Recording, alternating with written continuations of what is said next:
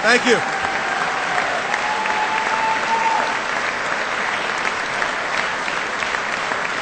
Thank you very much.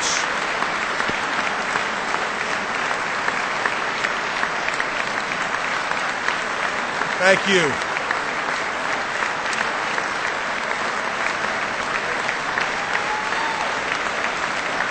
Thank you.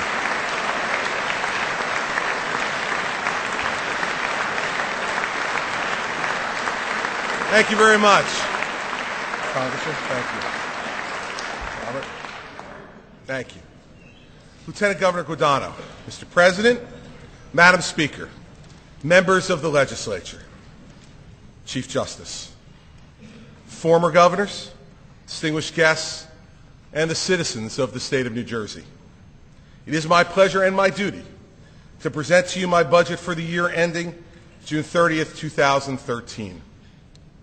2 years ago, when I entered this chamber for the first time, the fiscal condition of our state was as dire as it had been for decades. Hope was low. Pessimism seemed like a permanent state of mind. My thoughts wandered back to my inaugural, to why I wanted this job in the first place. And on Inauguration Day, I said, I asked to serve because I believe we can do it. I did believe, even in those difficult days, that real leadership could turn New Jersey around. In those darker days of recession, we began our journey together toward the New Jersey comeback with some hard choices, some very hard choices. We took those first steps together. We knew what we had to do.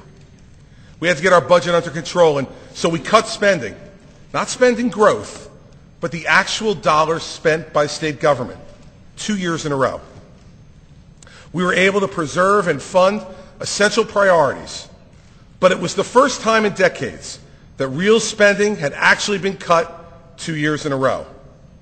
As you know, we took other steps as well, reforming pensions and health benefits, capping the growth of property taxes and the interest arbitration awards that drive them. Now, there was one more thing. We needed to begin the turnaround of the state we love. We had to feel good about ourselves again. We had to believe in each other again. We had to dig down deep into our well of Jersey strength and restore our confidence. How to do this for our state and for each other, there were two indispensable elements: leadership and truth. Both require courage. Both must come from what we feel from within. Both could lead us to better days. Now, for those of you in this chamber, and you know who you are, who gave of both to our state and its citizens, I say thank you. To the millions of New Jerseyans who gave of both to our state, I am in your debt. To those of you who have yet to give, there's good news. It's not too late, because the New Jersey comeback has just begun.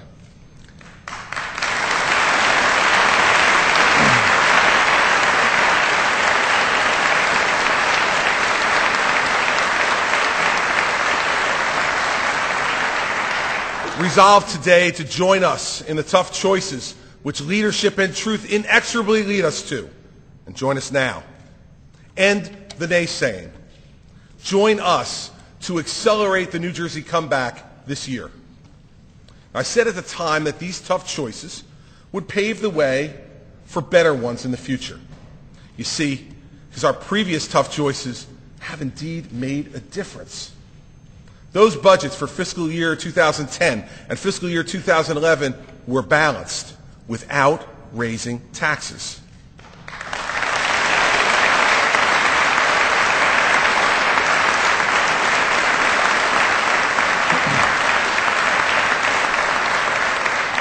Since I took office, we as a state have added nearly 60,000 private sector jobs, and 2011 was the best year of job growth since the year 2000 and places New Jersey in the top third among all of the states. In these last 2 years, we have begun to move our unemployment rate in the right direction, down from 10.1% on the day I was sworn in to 9% today. Today, it is time to continue making those better choices. Today, We will maintain both our fiscal discipline and drive New Jersey into a new era of growth. Today, it is time to put the New Jersey comeback into high gear.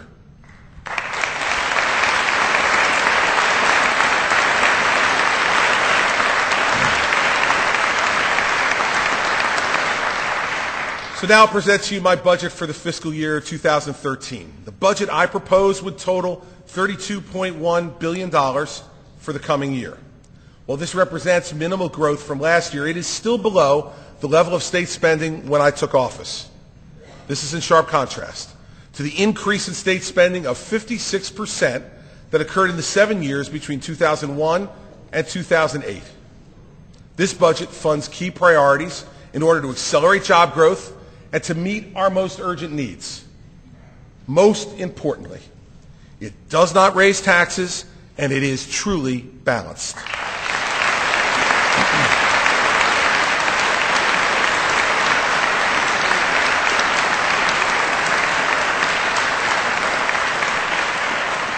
Now, because we've made the tough choices in these last 2 years, we can make the right ones now in this budget. I propose that we provide tax relief to every New Jersey citizen through the first year of an across-the-board 10% cut in their income taxes and increasing the earned income tax credit for the working poor. The people of New Jersey have suffered for too long under the burden of high taxes. It is time for real relief.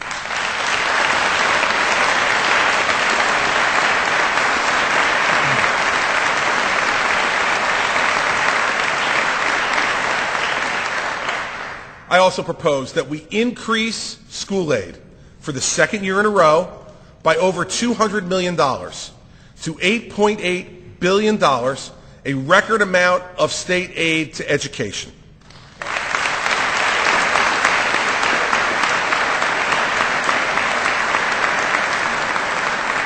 See, there's no priority more important than educating our children.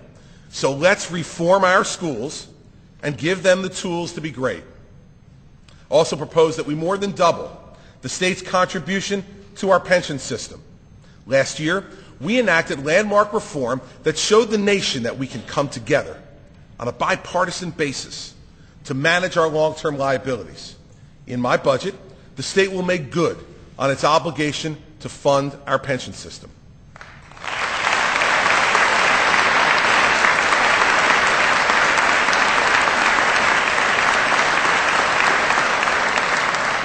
Finally, I propose that we continue to reform and repair the programs of state government to better engage and serve New Jersey's most vulnerable citizens. So let me cover these areas one at a time. First, any job growth plan for New Jersey has to start with cutting taxes. As everyone in this room knows, or should know, New Jersey raised state taxes and fees 115 times in the 8 years before I became governor. Government abused the taxpayers of New Jersey because government refused to control its own appetite for spending. Now, we're in a competition for jobs with other states. Some other states, like New York and Connecticut, are raising income taxes. That will drive businesses out. New Jersey should choose responsible tax cuts to give overburdened citizens relief and help businesses grow jobs. Now, our tax rates and our overall tax burden were also the worst in the region when I took office, and the effects were being felt. A study by scholars at Boston College found that $70 billion of wealth had left the state in the previous 5 years. That exodus hurt jobs, hurt economic growth, and yes, even hurt state tax revenues. Our standing in the last 2 years has improved somewhat, but not enough. We've stopped spending growth in its tracks, and we've eliminated the special surtax that for a time gave New Jersey the highest marginal tax rate in the nation. And I am proud to have twice vetoed the effort to reintroduce it.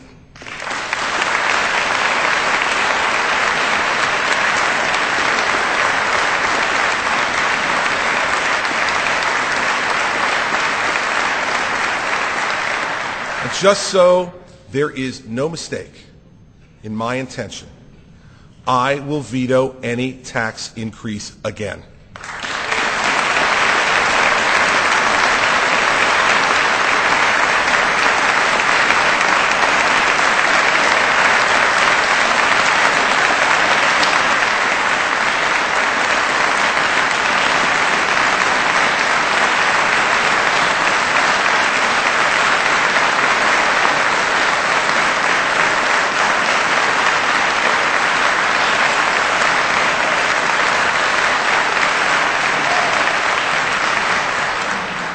Now, the property tax cap that you passed and I signed into law has worked.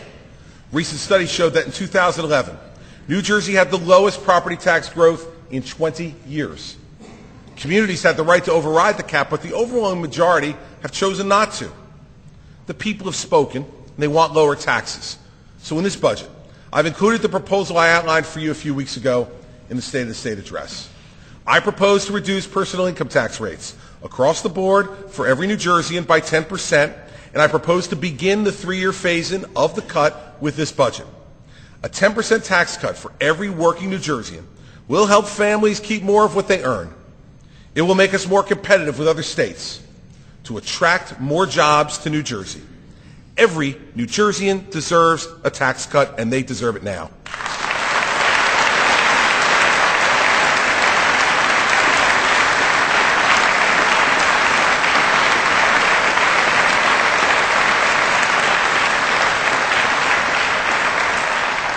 Lower tax rates will relieve overburdened middle-class families. They'll keep job creators here. They'll begin to bring us into a more competitive situation with our neighbors in the region.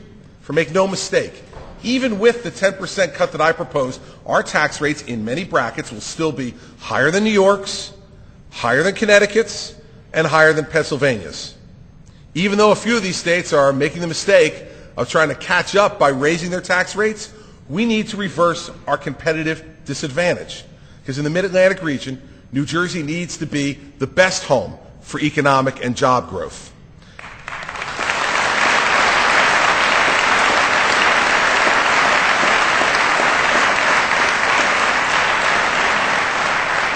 Now, some hard-working, low-income New Jerseyans pay no income tax at all. And in this budget, I'm proposing relief for them too. In 2010, our disastrous budget situation forced us to trim the earned income tax credit. With this budget, I propose to increase it from 20 to 25% over the next 2 years.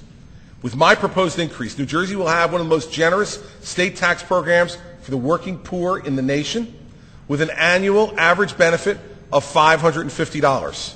So this package provides relief for every New Jerseyan, up and down the income scale.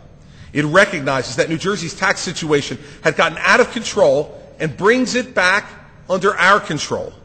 It recognizes that every New Jerseyan has shared in the sacrifice that was necessary to begin the New Jersey comeback, and that every New Jerseyan should share in the benefit we're beginning to feel now.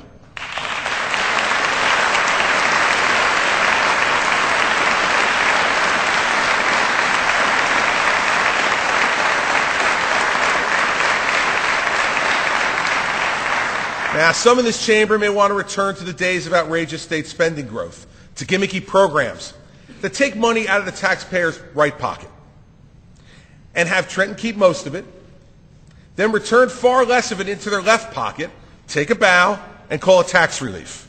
Now, New Jersey has seen 30 years of this as Trenton's solution to fix property taxes. It never has fixed the problem, and it never will fix the problem, and New Jerseyans will not fall for the same old Trenton politicians' trick again.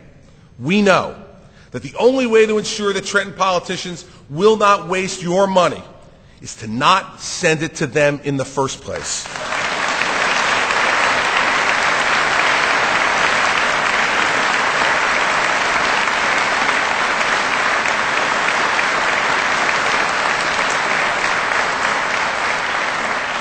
Adopt my 10% tax cut plan this year. Put our citizens' pocketbooks ahead of the never-ending hunger of Trenton politicians for more of our money now.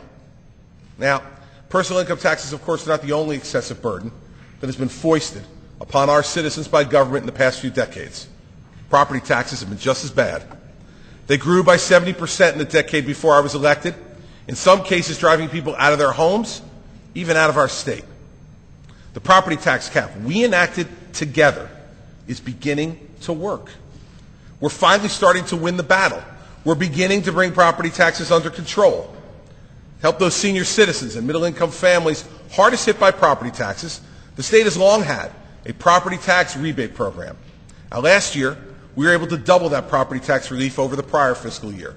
Seniors and disabled homeowners with incomes up to $150,000 received double the benefits of fiscal year 2011, and they received it directly as a credit on their property tax bill. No more gimmicky checks from Trenton politicians at election time using borrowed money to try to buy your vote. And non-senior homeowners with incomes up to $75,000 also saw their property tax relief doubled over the prior year. In this budget, in addition to maintaining the benefits of the 2% cap, we are maintaining direct property tax relief at last year's increased levels. There will be no cut in property tax relief in this budget.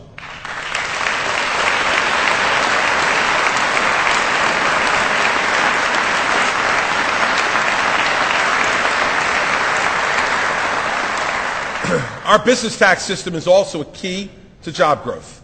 It too had gotten out of control.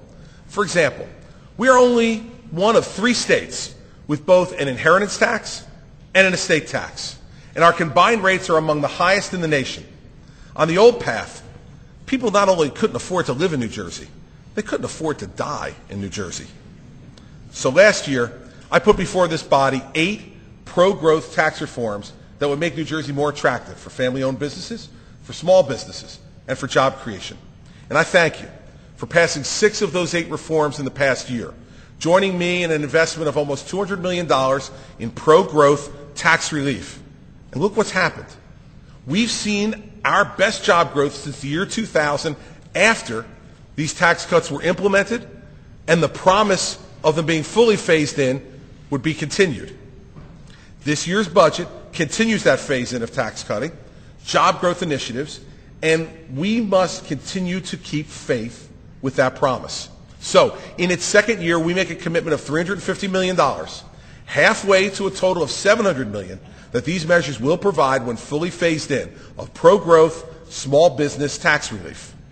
Small business has been the #1 source of new jobs in New Jersey and in America, and these cuts will make us more attractive for small business job growth. Now, let's put New Jersey in an even better position to compete with other states for the jobs that our people need. Competing successfully will, of course, require more than tax cuts. We must also make investments that will make New Jersey even more productive in the future. Last year, I offered a transportation capital plan with combined resources of $1.6 billion per year. This program is a job creator.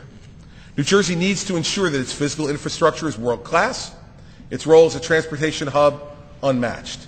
So in this budget, consistent with my plan, I request $89 million to fund the transportation capital plan. This investment will put even more of our hardworking building trades men and women back to work and put them back to work now.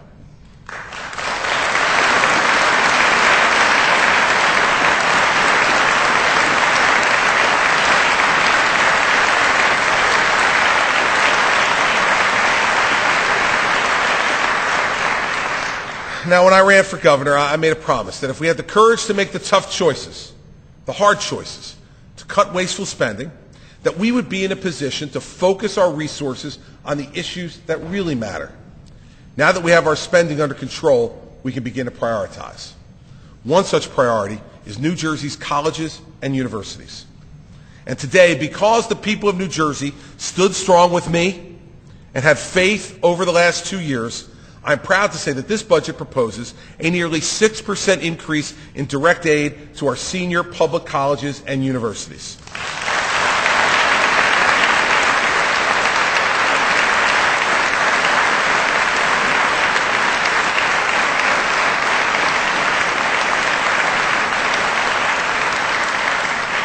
We are able to help make college more available and affordable for New Jersey families, but we need to do more.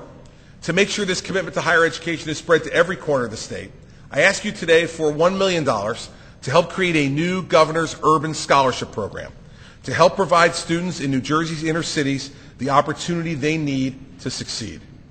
More broadly, this budget also proposes an increase of over $28 million above last year for student financial assistance, the bulk of which is a 10% increase in the funding for tuition aid grants. Now, as we continue to support higher education, let us implement the excellent recommendations of the University of Medicine and Dentistry of New Jersey Advisory Committee. The committee has given us a blueprint for long overdue reform. We can usher in a new era for medical education throughout the state, and we can make sure that New Jersey secures its rightful place As the national leader in medical education and biomedical research, let's implement that plan in the next few months.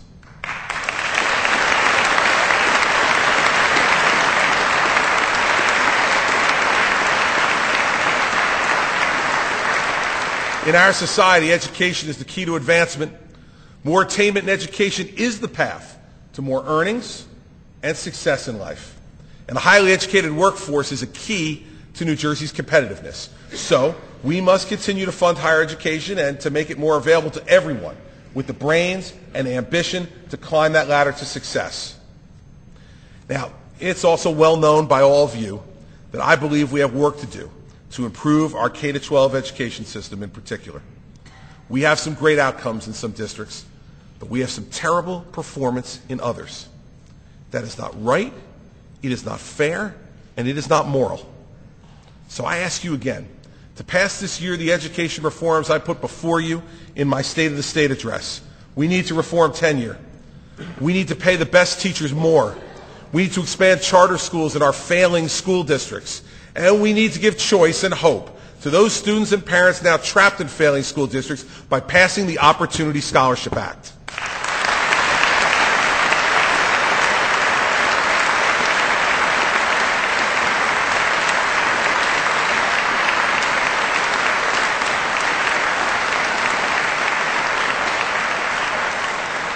Let me be very clear on this point. It is not enough, and it is not appropriate to simply tell our most challenged urban families trapped in over 200 failing schools that life's not fair. That is the expressed attitude of some in the educational establishment in this state. It is not mine, and it should no longer be yours. Our job is to make the future better for every child in a failing school district. It is our moral obligation, and we need to step up to the plate and get it done.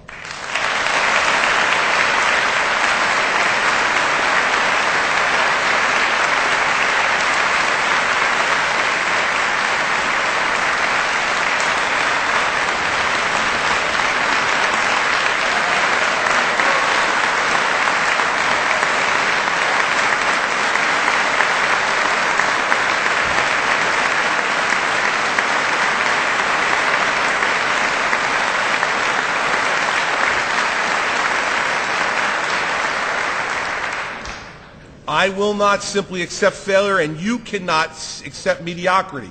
We together must demand excellence. The opportunity to get a great education should not be a function of the zip code you live in. It should be a hallmark of growing up in New Jersey. And while money alone is not the answer, this budget does provide strong support for K-12 education in the form of increased school aid. Last year, my budget provided an increase for every school district in New Jersey. In the budget I'm putting before you today, I propose to increase school aid above last year's level by $213 million. Now, with this proposed increase, we will have increased aid to New Jersey schools by over $1 billion in the 2 years since I took office. And this increase would bring the level of school aid in fiscal year 2013 to $8.8 billion, an all-time record level of investment by our state in our school children. In fact, we propose spending $1 of every $3 in this budget on education. We are putting our money where our mouth is on improving our children's education.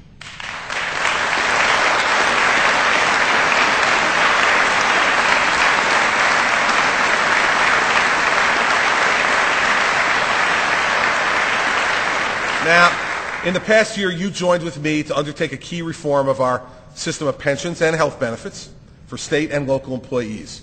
Once again, I thank you for your courage in enacting these reforms.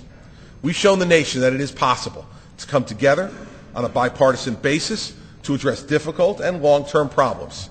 The reforms you passed will reduce the projected deficit of the pension system by over $120 billion in 30 years, putting it on a much more stable and sustainable footing for years to come.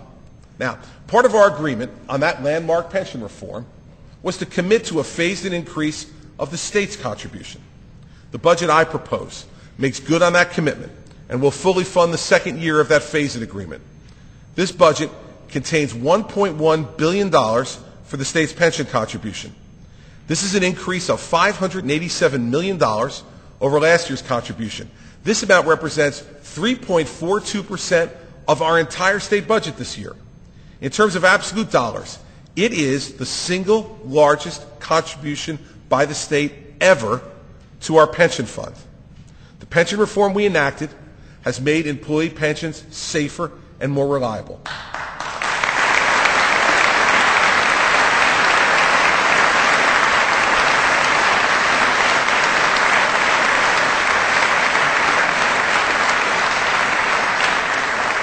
The reforms we passed have put us on a sound, long-term track, and my proposal of $1.1 billion for pensioners in this state reinforces my commitment to the security and financial future of all public workers.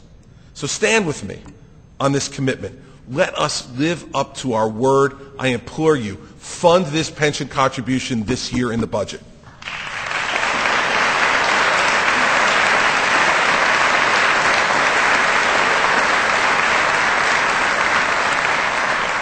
So much of our debate in this chamber in these past few years have revolved around the urgent need to cut spending.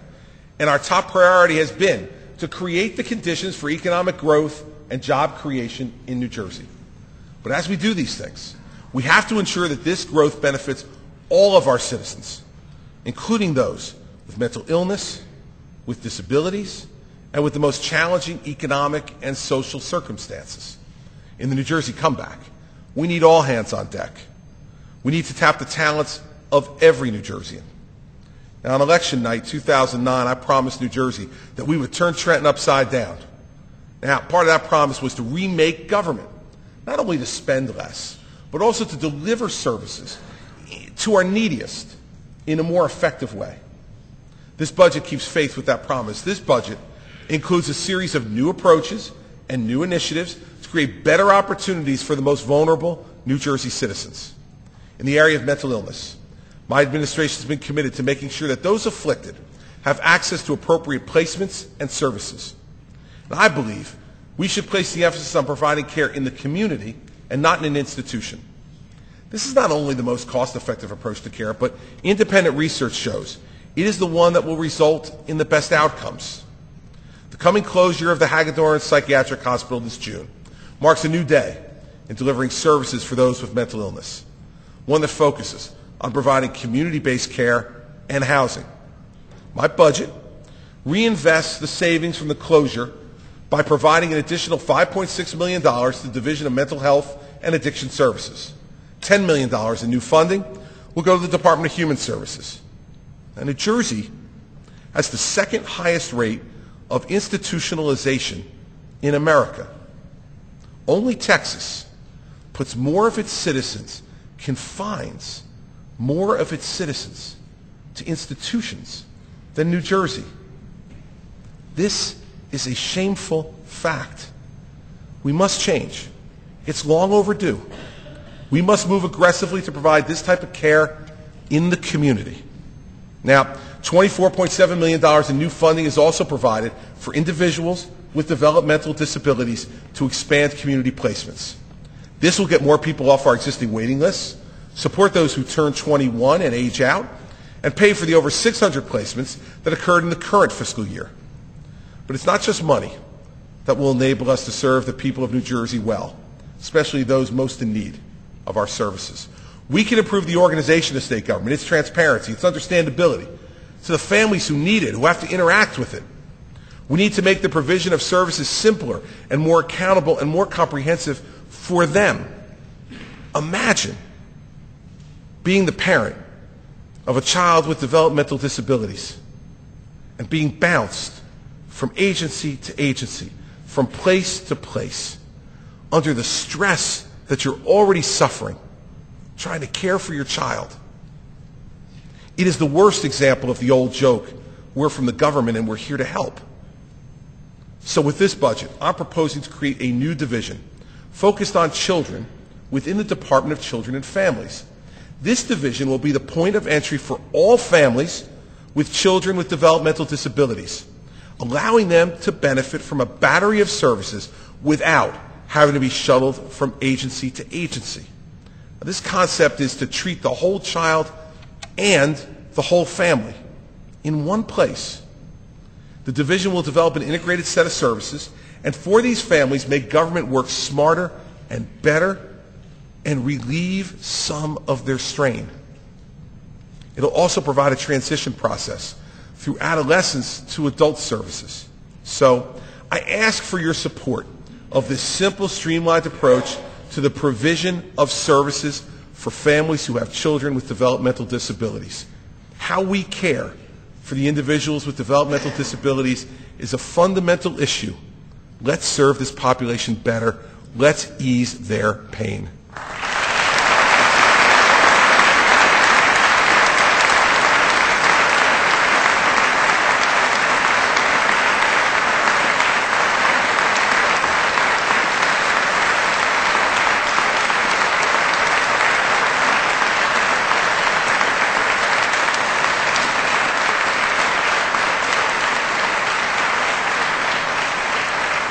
For our seniors, I propose a similar approach.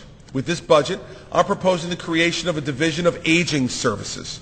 Now, this division, to be housed within the Department of Human Services, will also be the single point of access for services for all of our seniors. It'll enable us to coordinate all senior services, nursing home care, community care, pharmaceutical assistance for the aged and disabled, senior gold, utility lifeline, all of it in one place, with a coordinated, holistic approach. And for those seniors on Medicaid, here too we're going to place the emphasis on care in the community instead of in institutions. This is not only more cost effective, it will provide more dignity and happiness to our seniors, who, in most cases, would of course prefer to live in their own homes and in their own communities. Now, for our treasured veterans, we need to continue to develop innovative ways to serve the neediest of these citizens in New Jersey. In this budget, one innovation has led to an opportunity for our veterans. Our successful Veterans Haven program provides a great place for homeless vets. After being evaluated at a VA hospital, veterans can join a long-term program focused on social and vocational rehabilitation. The program works. Now, the startup funding I propose will be used to launch a new effort to use the former Hagedorn Psychiatric Hospital to give access to veterans in the northern part of our state to this highly effective program. Hagedorn Psychiatric Hospital will now be the location for Veterans Haven North.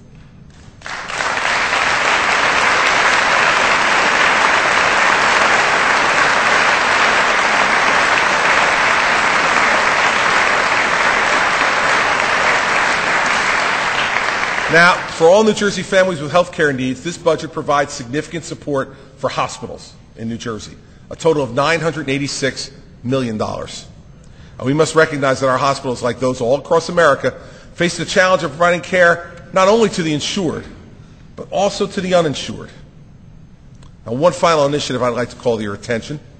In my State of the State address, I propose to you that for drug offenders who have not committed a violent crime, we require of them mandatory treatment instead of mandatory prison. Now, I was clear that under this administration, no life is disposable. Next week, keeping with that promise, I will announce the specifics of my drug treatment program for nonviolent offenders. To underscore my commitment to this cause, I've included an initial $2.5 million in this budget to begin to establish a mandatory drug court for nonviolent offenders in all 21 New Jersey counties. This will begin to give us the resources to place these individuals in treatment through the Division of Mental Health and Addiction Services. To make this program a reality, it's the first step toward reclaiming these lives and treating drug addiction for what it really is, a disease that can be conquered, but only with effective treatment. Let's not turn our backs on our citizens suffering from this affliction.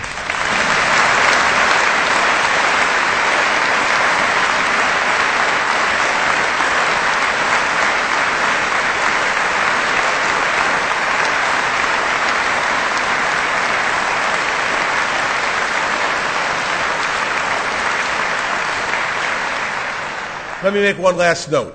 All the reorganizations I just discussed, all the enhanced programs for our most vulnerable, all of that will be accomplished in an executive branch budget that increases only 1.7% over last year. We are making government smarter and more efficient for our people, while at the same time not raising their taxes to pay for it.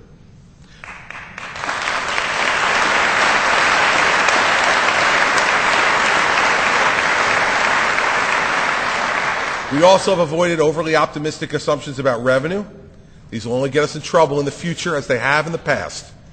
And we have held the line on spending. We remain below fiscal year 2008 levels. Now understand what I just said. We're spending less in this budget than we did in 2008. We're maintaining fiscal discipline by cutting wasteful spending, which allows us to fund all of these priorities I discussed. We can fund key priorities, care for the most vulnerable, educate our youth, reduce taxes to encourage job growth, and give all of our citizens much-needed tax relief. So today I ask this chamber a simple question. Why not cut income taxes for all New Jerseyans when our fiscal house is now in order?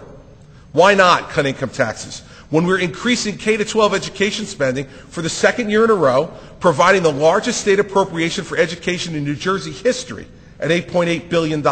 Why not cut income taxes when we're increasing funding for higher education by $100 million? Why not cut income taxes when we're providing more than $390 million in funding for student aid, the highest funding level for student aid in state history? Why not cut income taxes when we're making the largest pension contribution any governor has ever made at $1.1 billion? Why not cut income taxes when we are providing for our most vulnerable? Now, we've done the hard work to get where we are today, to fund what matters, while at the same time, we must provide long-over tax relief to our citizens.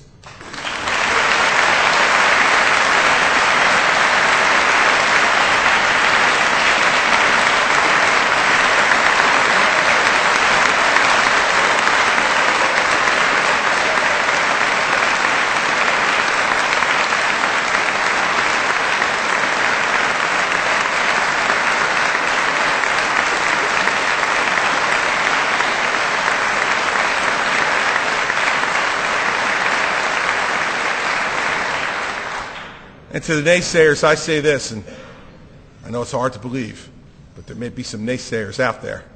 I'll say this. We have been down the road of high taxation. It didn't work. The result was high unemployment, higher taxes, low growth. The result was families leaving New Jersey. The old way was a dead end for New Jersey. High taxes, excessive spending left us stranded in a world of declining growth, declining prospects, and a diminished ability to compete as a state. We have left the dark times of lost jobs worsened by overtaxing, overspending, and overborrowing. So please be clear on this point. We will not return to the path of higher taxes under any circumstances, not on my watch.